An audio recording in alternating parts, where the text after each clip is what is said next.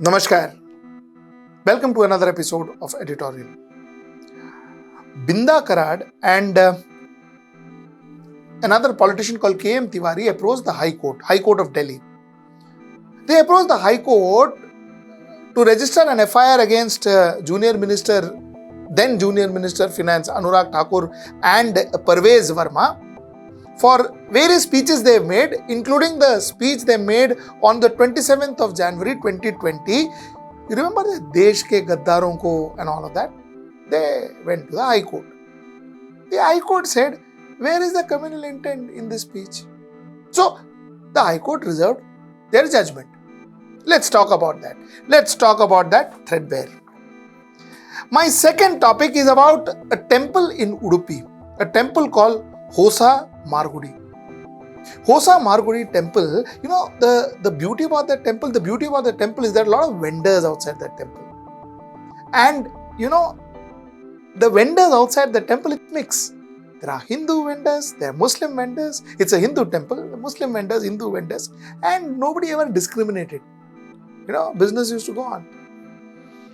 Lately, the temple management said that no, we are not going to allow Muslims or anybody who is not a Hindu to put up their shops outside the temple.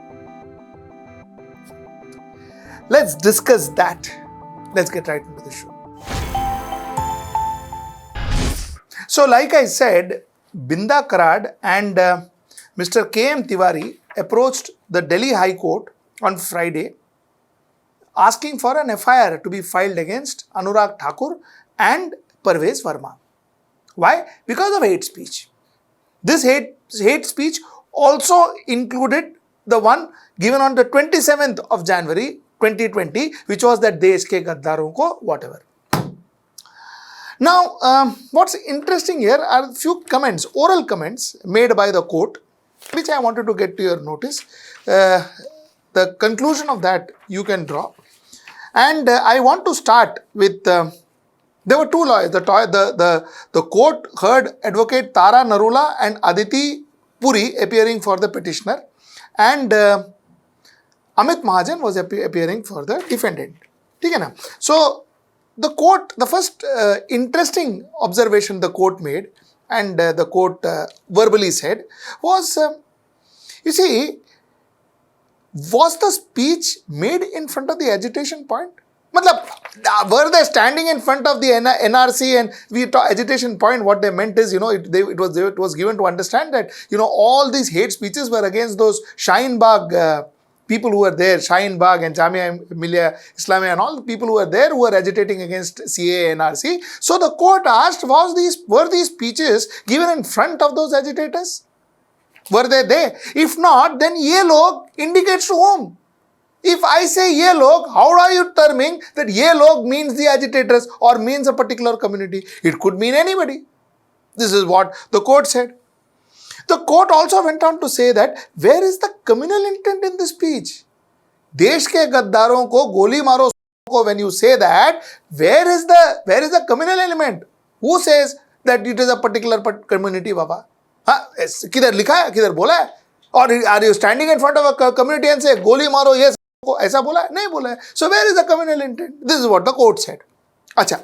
Now the court asked Pujari. Pujari was the person who was representing the petitioner, the advocate representing the petitioner. The court asked him that, Bhaiya, when you are talking about these agitators and all that, were these agitators only belonging to one community?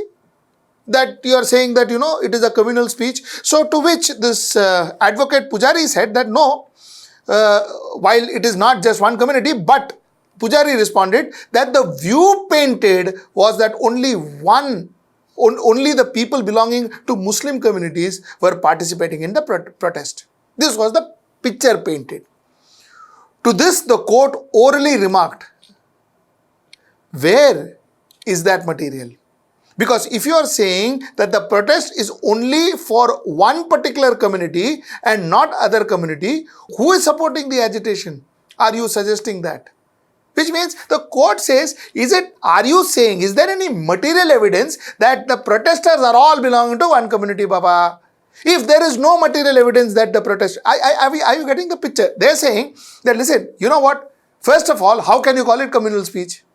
Because communal speech, and you are saying that it was directed against the people who are standing and protesting against CAA and RC. Okay, now these people who are protesting against CAA and RC, are you saying, Mr. Lawyer, that the people who are protesting are all Muslims? The lawyer said, yeah, that's the way it was painted. But the court said, listen, you know what? Do you have any material evidence that all of them were Muslims? If they were not Muslims, if every community members were there, then what is the concept of communal disharmony, hate speech, communal hate speech? Where is the concept of communal hate speech coming into picture? So this was the argument of the judge, which was quite interesting.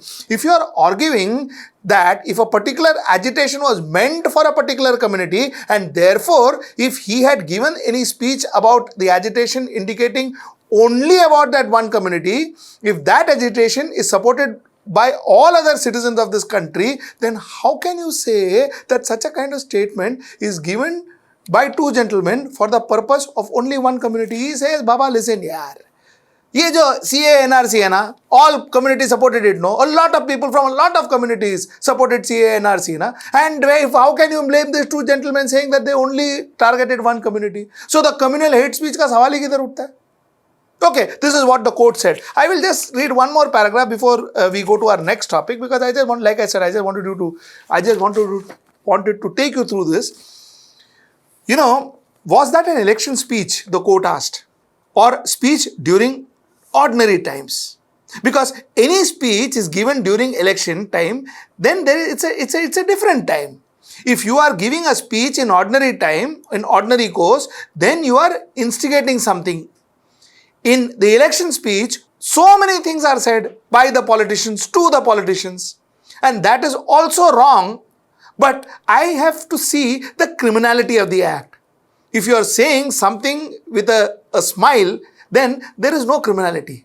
If you are saying something that is offensive, then definitely you have to check and balance. Otherwise, I think 1,000 FIRs may be lodged against all politicians in elections. Okay.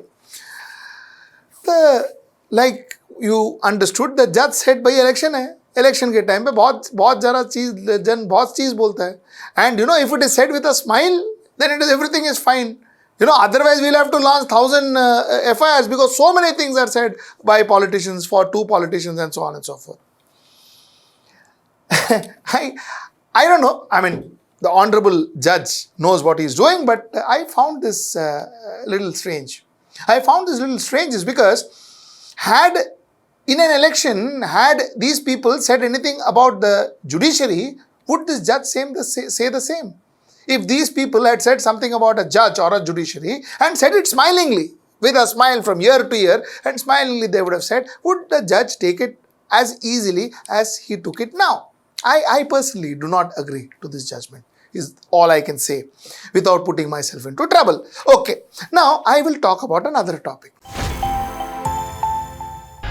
The second topic that I want to talk about is, like I told you, this temple in Hosa, Margudi, where, the beauty about this temple was the fact that, Hindu Muslims, they would be vendors outside the temple, and they would sell to people who come to this temple. It's a very popular temple, by the way. This time around, they said no, Muslims will not be allowed. Non-Hindus will not be allowed. Let's be fair. Non-Hindus will not be allowed. And people were surprised. Even the government was surprised. Even the government said that, listen, Karnataka government, BJP Karnataka government, they also said that, Baba, listen, you know what? Ye theek nahi hai, how can you say that?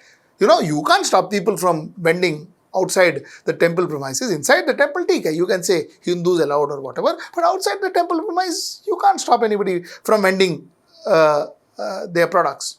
But the temple management said that no, we will not give licenses, we will not allow non-Hindus to vend their products. And when this temple management executive officer of the temple was asked as to why all of a sudden, after so many years of Hindu Muslims doing their business peacefully side by side, why are you stopping them? He said, you know what? Yes, we had the pressure from right-wing organizers. After discussion, we decided to ban. This was a gentleman called Prashant Shetty, like I said, executive officer, and this report is from NDTV. So he spoke to NDTV.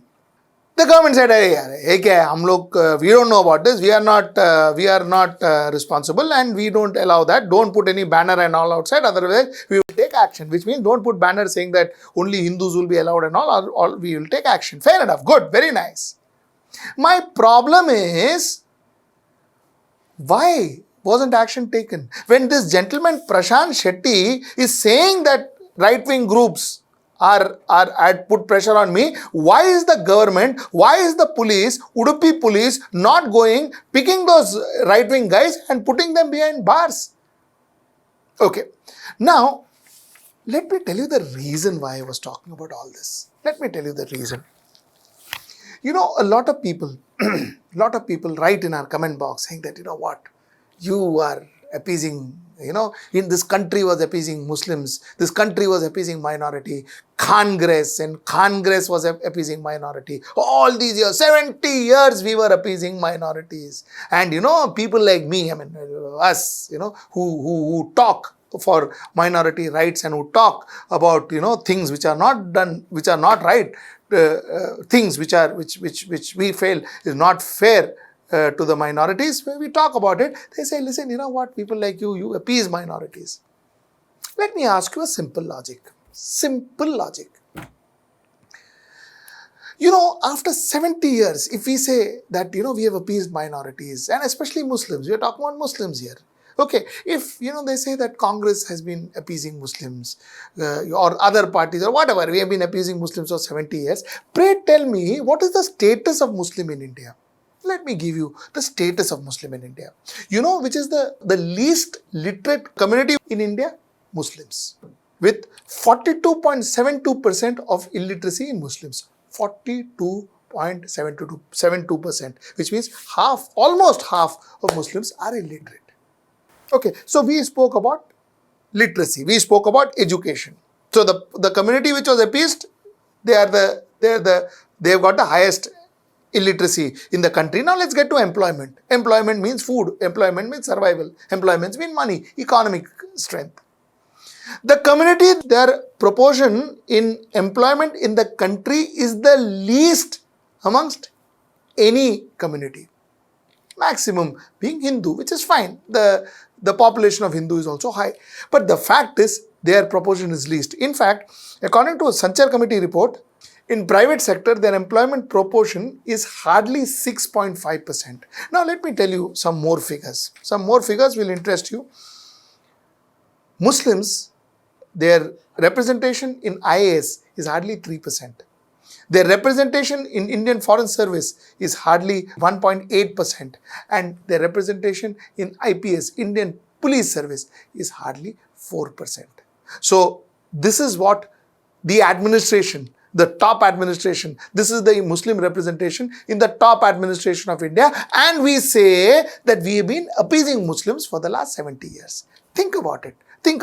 Okay, the report found that representation is only 4.5% in Indian Railways, while 98.7% of this 4.5% of Muslims who are in Indian Railways, which is one of the largest employer in the country, 4.5%, 98.7% of them are positioned at lower levels. Their share in police constabulary is only 6%, in health 4.4%, and in transport 6.5%. I'm talking about lower level jobs. Okay, so somewhere down the line, if we were talking about appeasing Muslims, everybody is appeasing Muslim, political parties are appeasing Muslim, Muslim is vote bank, Muslim is that bank, everything, then why are Muslims not grown? Why are Muslims not on the top? Why are Muslims not among the top richest in India? Why are Muslims not among the top most educated people in India? Why are Muslim proportion in the jobs not even equal to their proportion in the population? Why is it not there in the jobs? So the fact remains that this entire concept of Muslims being appeased, that concept doesn't hold water. Because if Muslims were appeased, Muslims would have had a better fate in India, which they don't. Now, it has become a new fashion of putting down a Muslim, It has become a new fashion to be communal. It has become a new fashion to say that, Muslims were always appeased and all of that.